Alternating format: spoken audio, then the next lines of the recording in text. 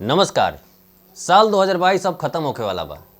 अब आई जानल जाओ कि ये साल के सबसे बड़ा सुपरस्टार गायक के बा। पवन सिंह, खेसारी लाल यादव, अरविंद अकेला कल्लू या फिर रितेश पांडे।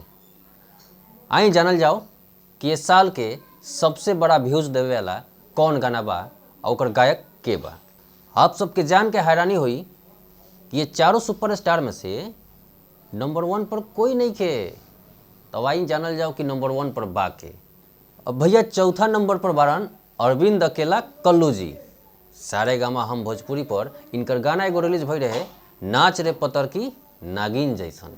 100 मिलियन क्रॉस करके आ ये साल के अंतिम तक 200 मिलियन तक पहुँचल बा। तो भैया अब बात कल जाए कि तीसरा स्थान केकर बा। तो 3 नंबर स्थान पर पावर स्टार पवन सिंह के जगह मिलता।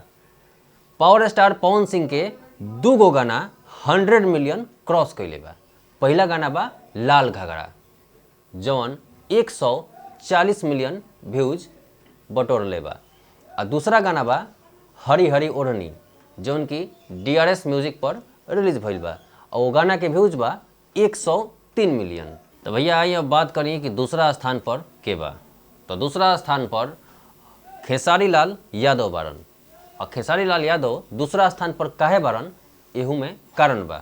वो पहला स्थान पर रह सकतन, दूसरा स्थान पर रहे के कारण ई बा कि उनका साथे बहुत कुछ गलत भइल। पहला गलत तो ई भइल कि उनकर गाना चैनल से हटा देवल गइल। दूसरा गलत ई भइल कि उनका साथे कुछ एग्रीमेंट के लफड़ा रहे जौना के चलते वो गाना ना गा पैलन आ उनकर जौन गाना गावल भी रहे वो चैनल से हटा देवल गइल। एकरा बावजूद भी ट्रेंडिंग स्टार खेसारी लाल यादव दूसरा स्थान पर बारे तो ये मायने रखेला। और उनकर एगो गाना बा वो 100 मिलियन ना आ 200 मिलियन भी ना 315 मिलियन व्यूज बटोरले बा इस साल में। और वो गाना के नाम है कोका कोला जौन की गणनायक फिल्म पर रिलीज बा। और उनकर एगो दूसरा गाना बा, वो गाना के नाम बा नथुनिया, सब कोई सुनले होई।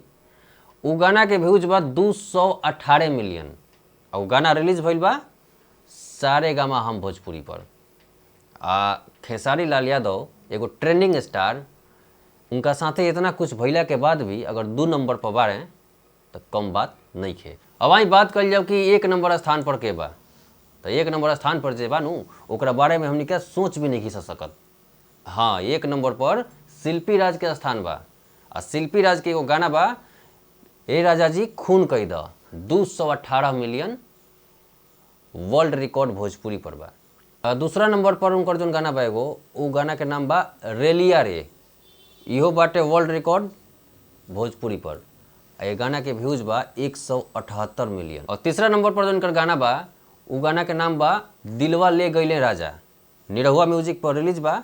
इहो गाना के व्यूज बाटे 135 मिलियन। तो यही था हमारे भोजपुरी के सबसे नंबर 1 सिंगर कौन है, उनके बारे में हम लोगों ने अभी चर्चा किया। और अपना राय कमेंट बॉक्स में ज़रूर दीजिएगा। हमारे चैनल यूट्यूब जंक्शन को सब्सक्राइब कीजिए। वीडियो अच्छा लगे तो शेयर कीजिए, लाइक कीजिए। जय हिंद, जय भारत।